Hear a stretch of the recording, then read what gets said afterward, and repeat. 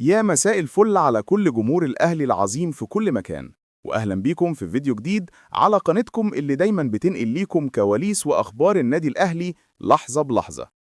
وقبل ما نبدأ، لو لسه ما اشتركتش في القناة ياريت تنزل دلوقتي تضغط على زر الاشتراك وتفعل زر الجرس علشان يوصلك كل جديد أول ما ينزل. ويلا بينا نخش في الموضوع على طول.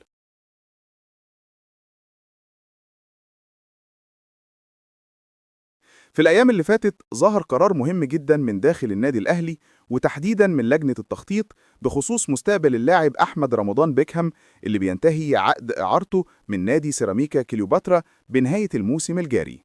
القرار ده كان محور نقاش كبير جوه النادي الأهلي، خصوصا إن اللاعب كان مرشح إنه يكمل مع الفريق في بداية الموسم الجاي. لجنة التخطيط في الأهلي اتجمعت واشتغلت على تقييم شامل لمستوى كل اللاعبين، ومن ضمنهم طبعا أحمد رمضان بيكهام. وبعد دراسة كاملة لأرقامه وأدائه الفترة اللي فاتت، اللجنة أوصت بشكل صريح بعدم الإبقاء على اللاعب وعدم شراء عقده أو تجديد إعارته مرة تانية.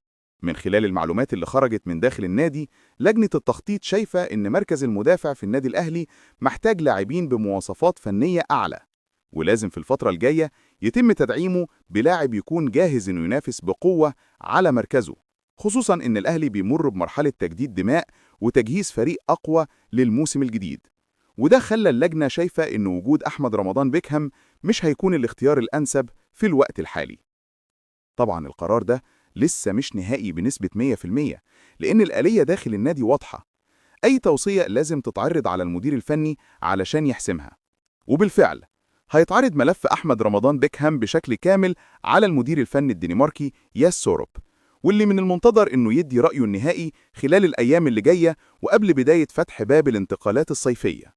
سوروب من المدربين اللي بيحبوا يعتمدوا على المرونة التكتيكية والانضباط في الملعب، وعلشان كده تقييمه هيبقى معتمد على حاجة واحدة: هل أحمد رمضان بيكهام يقدر يخدم أفكار المدير الفني ويطبق خطته في الموسم الجديد ولا لأ؟ ولو المدير الفني شايف إن اللاعب مش هيفيد الفريق، وقتها هيتم تنفيذ توصية لجنة التخطيط بشكل رسمي. اللي نقدر نقوله إن الاتجاه الأقرب لحد دلوقتي هو عدم تفعيل عقد اللاعب، وإن الأهلي هيتجه للتعاقد مع مدافع جديد بمواصفات تناسب طريقة لعب المدرب واحتياجات الفريق، وده جزء من خطة النادي في الفترة الأخيرة لتجهيز قائمة قوية وقادرة تنافس محلياً وأفريقياً.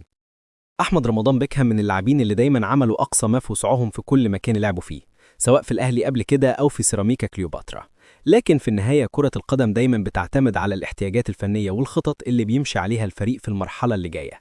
وأكيد الأيام اللي جاية هتكشف القرار النهائي بعد عرض الملف على ياس سورب، وهنتابع معاكم كل جديد أول بأول، لأنكم عيلتنا الكبيرة اللي دايماً معانا.